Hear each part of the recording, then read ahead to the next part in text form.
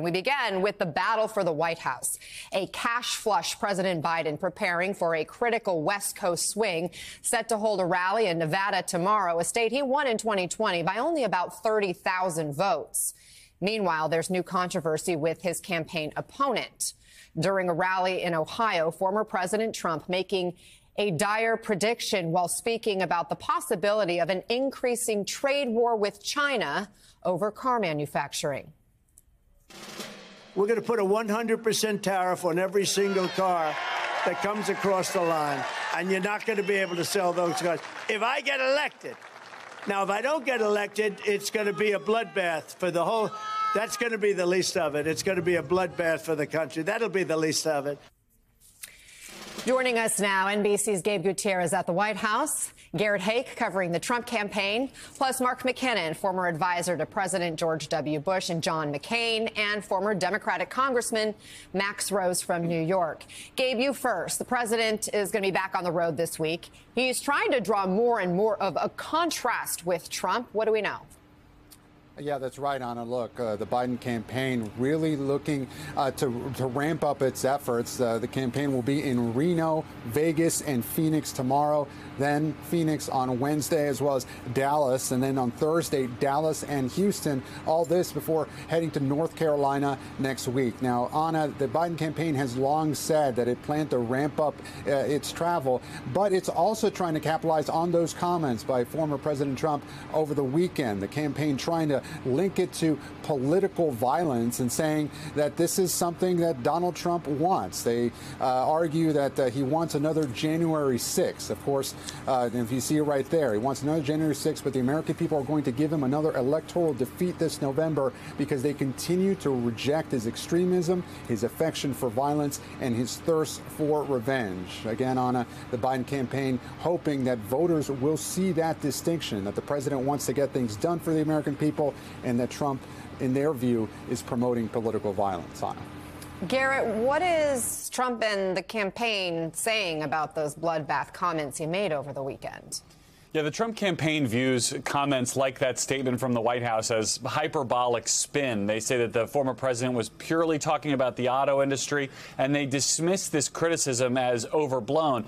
That said, the former president does tend to use this kind of violent rhetoric on a variety of topics that makes it easy for people to look at a comment and say, regardless of whatever the broader context might be, that it is about violence or about political violence because of the types of language that he uses. He made another set of controversial comments at that same rally talking about migrants whom he has blamed for every variety of ill in this country, particularly what he describes as a migrant crime wave. Listen to this moment from that same event on Saturday.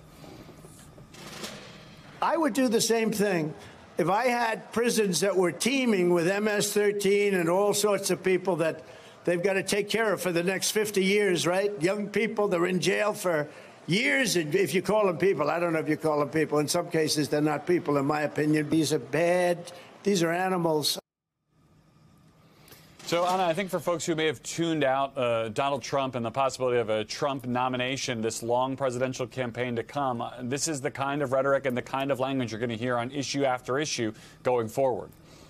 Mark, we have 7 months to go in this election. Your reaction to those comments about migrants, to Trump saying it's going to be a bloodbath for the country if he's not elected, and then, of course, the defense we're hearing from his allies. Well, there's such a buffet of things to parse from that speech. I mean, you've talked about a couple of them. I mean, let's take them at their word that he was talking about an economic bloodbath, but then he said that was the least of it. So I think the pushback on the Trump campaign should be, what did he mean by the least of it? And he also went on to talk about jailing Liz Cheney and his political opponent. So that, to me, is something that's even more outrageous than anything else he said, because that's pretty clear. There's no ambiguity about what that means. He wants to prosecute his political opponents. And by the way, he said that talk about projection. He talked about how there wouldn't be a democracy if he's not elected. So listen, I mean, we're just talking about a few of the things that he said. What bothers me are some of the things that aren't being reported on. And we report on them not to give them more oxygen necessarily, but because it's not normal and we have to call it out. We can't let it become, desensitization to stuff like this. Congressman Rose, at that same rally, he said he didn't believe there would be another election here in the U.S. if he weren't elected. He talked about pardoning January 6th rioters, again calling them hostages. Are you worried about potential political violence as this continues on? Of course. How could you not be? I mean, there's substantive precedent for all of this, and that, I think, is the point here. Look, the Biden campaign is going to be at a perpetual fork in the road.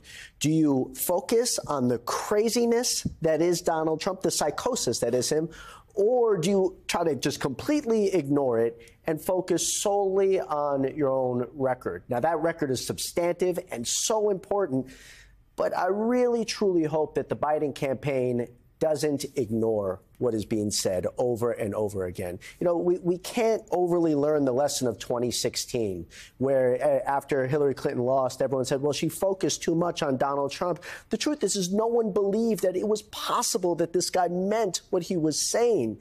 But now, after seeing the chaos, corruption, incompetency, and hate-filled agenda that was 4 years of the Trump administration, culminating in January 6th, we know he means what he says. And it is imperative that we remind the American people, hammer it home over and over again, that when he says bloodbath, he means it literally. This guy is to be taken both seriously as well as literally.